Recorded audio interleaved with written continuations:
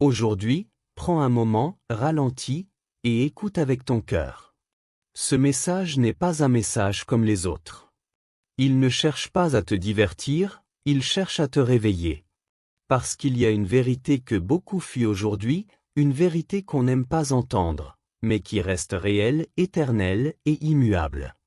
La Bible dit dans Romains 3 verset 23, « Car tous sont péchés et sont privés de la gloire de Dieu. » Oui, toi, moi, nous tous.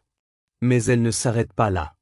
Elle dit aussi dans Romains 6 verset 23, « Car le salaire du péché, c'est la mort. » Pas seulement une mort physique, mais une séparation éternelle d'avec Dieu. Alors pose-toi cette question, sincèrement. Est-ce que la vie que tu mènes aujourd'hui te rapproche de Dieu, ou t'en éloigne? Parce que Jésus lui-même a dit dans Matthieu 7 verset 13, « Large est la porte, spacieux est le chemin qui mène à la perdition, et il y en a beaucoup qui entrent par là. » Beaucoup, pas quelques-uns, beaucoup. Et pourtant, aujourd'hui, on vit comme si tout le monde allait automatiquement être sauvé. On banalise le péché. On le justifie. On le normalise. Mais Dieu ne change pas. Hébreux 13 verset 8 dit, « Jésus-Christ est le même hier, aujourd'hui et éternellement. » Ce qui était péché hier, est toujours péché aujourd'hui. Et il y a des comportements, des habitudes, des attitudes, qui, si elles ne sont pas abandonnées, peuvent conduire une âme à la perdition. Commençons par quelque chose de très subtil, mais extrêmement dangereux. L'orgueil. Proverbe 16 verset 18 dit, « L'orgueil précède la chute. » L'orgueil, ce n'est pas seulement se vanter. C'est aussi refuser de reconnaître qu'on a besoin de Dieu. C'est dire, parfois sans le dire, « Je gère ma vie tout seul. » Jacques 4 verset 6 dit, « Dieu résiste aux orgueilleux, mais il fait grâce aux humbles. » Imagine. Dieu lui-même te résiste. Pas parce qu'il ne t'aime pas, mais parce que ton cœur est fermé.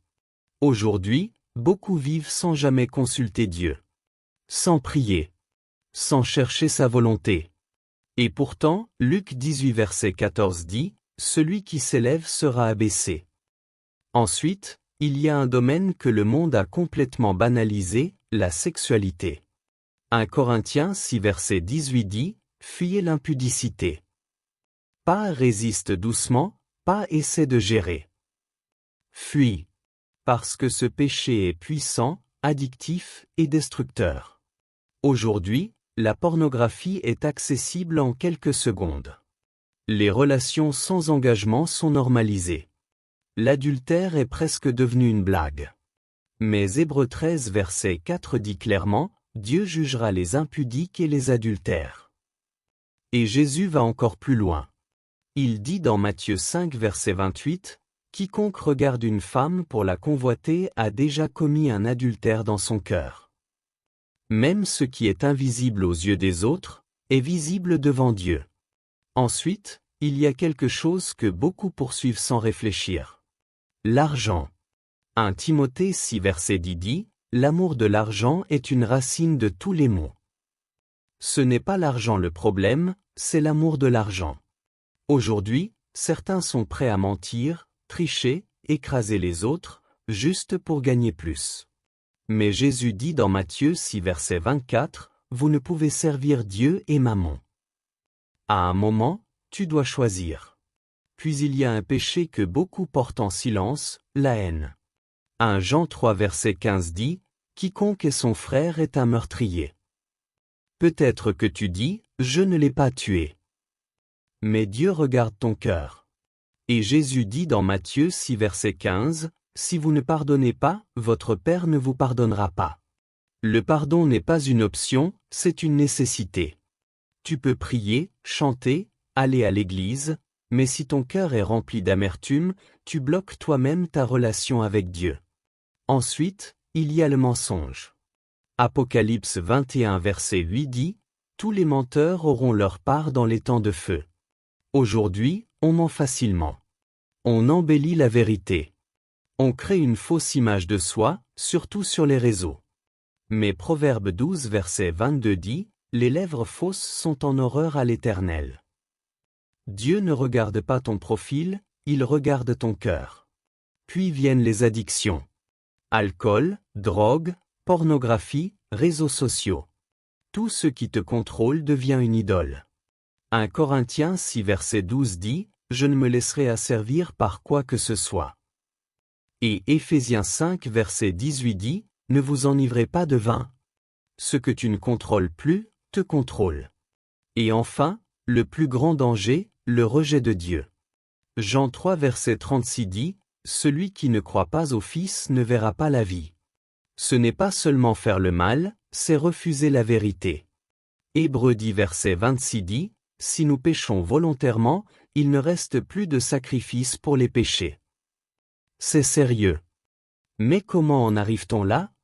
Jacques 1 verset 14 à 15 explique, « Chacun est tenté quand il est attiré par sa propre convoitise, puis le péché, puis la mort. » Ça commence petit. Une pensée. Une habitude. Une tolérance. Et petit à petit, le cœur s'endurcit. Éphésiens 4 verset 19 dit, « Ayant perdu tout sentiment. » Le pire état, ce n'est pas de pécher. C'est de pécher, sans plus ressentir de conviction. Mais il y a une bonne nouvelle. Il y a une issue. Luc 13 verset 3 dit, « Si vous ne vous repentez, vous périrez tous également. » La repentance, ce n'est pas juste dire pardon. C'est changer de direction. 1 Jean 1 verset 9 dit, « Il est fidèle et juste pour nous pardonner. » Dieu ne cherche pas à te condamner, il cherche à te restaurer. Mais il faut décider. Deutéronome 30 verset 19 dit, « J'ai mis devant toi la vie et la mort, choisis la vie. » Alors aujourd'hui, choisis. Choisis de quitter ce qui t'éloigne de Dieu. Choisis de revenir à lui. Parce que tant que tu respires, il y a encore de l'espoir. Ézéchiel 33 verset 11 dit, « Je ne prends pas plaisir à la mort du méchant, mais à ce qu'il change de conduite. » Alors si tu sens que ce message te parle, si tu reconnais que certaines choses doivent changer, fais cette prière, là où tu es, Seigneur Jésus. Je reconnais mes péchés. Je ne veux plus vivre loin de toi. Pardonne-moi, purifie-moi, transforme-moi. Donne-moi la force de changer. Je choisis la vie, et non la perdition. Au nom de Jésus, Amen. Et souviens-toi, ce message ne doit pas seulement t'émouvoir. Il doit te transformer. Parce qu'à la fin, ce n'est pas ce que tu as entendu qui comptera. C'est ce que tu as décidé de faire.